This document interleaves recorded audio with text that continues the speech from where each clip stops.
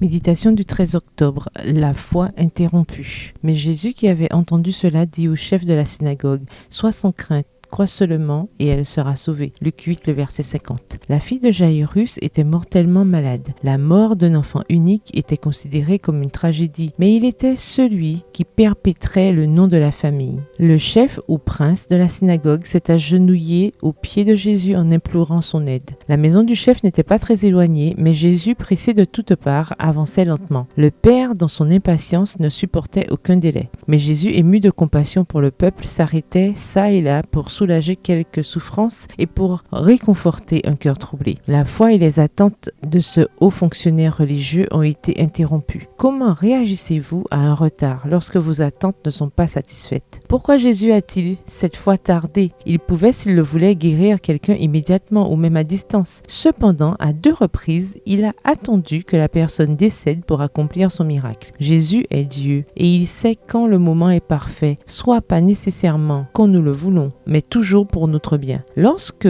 vous faites l'expérience de la perte, entre autres, d'un être cher, d'un emploi, de la santé, n'abandonnez pas la foi. Accrochez-vous à cette lueur d'espoir. Jésus va tout arranger en son temps et à sa manière. Jésus et Jaïrus sont arrivés à la maison et la jeune fille a été ressuscitée. Lorsque nous ne recevons pas immédiatement les choses demandées, croyons néanmoins que le Seigneur nous a entendus et qu'il nous exaucera. Nous sommes tellement sujets à l'erreur, notre vue est tellement bornée qu'il nous arrive parfois de demander des choses qui ne nous seraient pas bonnes. Dans son amour, notre Père Céleste exauce nos prières en nous accordant ce qui est pour notre bien. Ce que nous demanderions nous-mêmes si nous pouvions juger justement des choses spirituelles. Si nos prières ne paraissent pas être entendues, cramponnons-nous à la promesse, car le temps de l'exaucement viendra certainement et nous recevrons alors la bénédiction dont nous avons le plus pressant besoin. Mais prétendre que les prières seront toujours exaucées à la manière dont nous l'entendons, c'est de la présomption. Dieu est trop sage pour se tromper et trop bon pour nous refuser ce qui est le meilleur pour nous. Ne craignez donc pas de mettre en lui votre confiance, même quand vous ne voyez pas l'exaucement immédiat de vos prières. Texte tiré du livre Vers Jésus, au chapitre 11, aux pages 146 et 147, écrit par Ellen G. White. Continuez à espérer, même si vous ne voyez pas pour l'instant de lumière au bout du tunnel. Bonne journée, que l'Éternel vous bénisse.